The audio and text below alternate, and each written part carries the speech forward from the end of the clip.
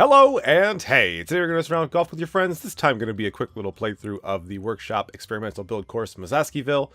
I had so much fun playing Dust Tee yesterday that I wanted to jump back into this, and when I started looking for hole-in-ones, it wasn't as tedious as the game has kind of felt in a while. It's fun having these new courses to mess around with, and I can't wait to make my own. However, as you can tell from the title, all these shots do go in from spawn, but it did require both jumps and in some cases super jumps to make that happen.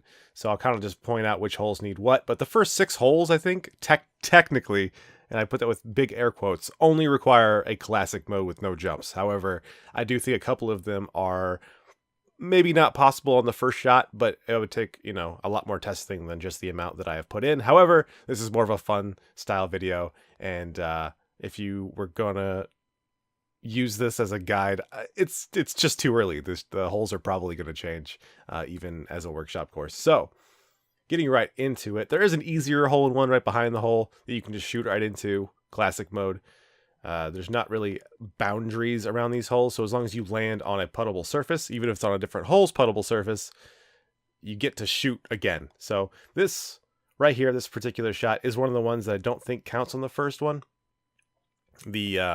The ball kind of has it's impervious to friction as far as the game knows it. So this shot, I left this one in. I do miss this first shot because it just has such a weird bounce. It hits the seam between those two, and I figured that'll be taken away. But you do have to go directly into the hole on that first shot because the ball does not slow down because of that exact friction, just ignoring that happens on the first shot sometimes. Anyway, hole number 7 is technically the first one you need to jump on, and it is so frustratingly close to a classic hole-in-one. I have gotten so close. It seems like one of those ones that either it'll get found really easily, someone's already found it, or one time it'll just go in and just because golf with your friends. But regardless of that, that one technically is a jump.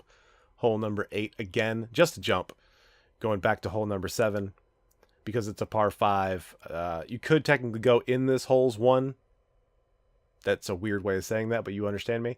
And then hole number 9 is going to require supers, probably. I've gotten kind of close with jumps, but nowhere near really super pursuing it. Again, just on an experimental build course. But hole number 9, going to go ahead and go super.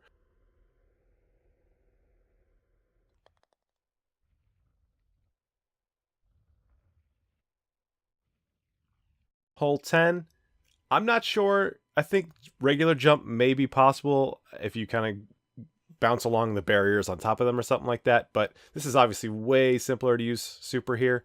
I'm not saying it's impossible to use jump. I'm thinking that's pretty likely to happen because I had the super turned on. It's just super simple. Hole 11, I'm super hopeful that this will be a classic hole-in-one at some point. However, it just requires a really simple regular jump and a kind of specific looking super jump because it'd be so easy to jump out or jump up and hit that rock situation that I'm not entirely sure. This hole is a classic hole-in-one. Again, you'd have to take a lot of that speed off because of the frictionless nature of your first shot. But again, don't get too in depth here. It's not that big of a deal. Hole 13, it's definitely possible for just regular jump, although it is much more difficult than this. You kind of have to really bounce your way out and around and get kind of some lucky bounces on that side of the course, but it is what it is. Hole 14, I do believe, requires super. As you'll see here, we kind of just trick it because that hole is right there. I'm not entirely sure, but I feel like that was intentional to let us do that, but I don't know. I think it's just too far of a hole to be done with regular jumps. This hole just needs regular jumps. Again, it is a little bit tougher with super turned on, but not anything even that people can't handle. Hole 16, again, regular jumps. I haven't done much testing with this hole, to be entirely honest. So I'm not sure if Classic even gets close to the hole. In the 2 times I have played it on Classic, it didn't seem like it was going to be possible, so I let it go. This would be probably a pixel perfect, timing perfect shot on Classic. It's definitely doable on jump, and it's extremely easy on super, as are most jump holes. And again, this would be a pretty simple jump hole, but it is just extremely simple as a super hole. And that's the entire course. That's super quick. Like I said, I really enjoyed myself when it's a lot of easy, quick hole-in-ones. especially because I did this on the fly. You see a lot of these hole-in-ones, I didn't like practice this. I'd kind of gone through the course once to see generally what would be possible. So you saw a few hesitations there where I was trying to remember my shot or just like really feel it out on the fly. That specific hole with the I took a little bit off of full power because I knew that if I went full power, I would jump up and hit into a barrier that I didn't want to.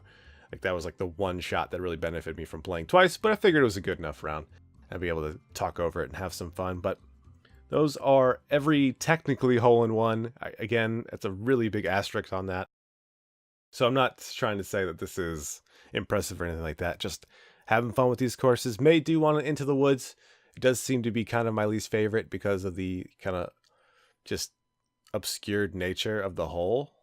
Like it's kind of tough. It's definitely a pretty well designed. I'm not trying to crap on it or anything like that. I prefer the other two courses in the game currently. So you've been on a black screen for a while. So thank you for watching. Thank you for listening. Be safe, guys.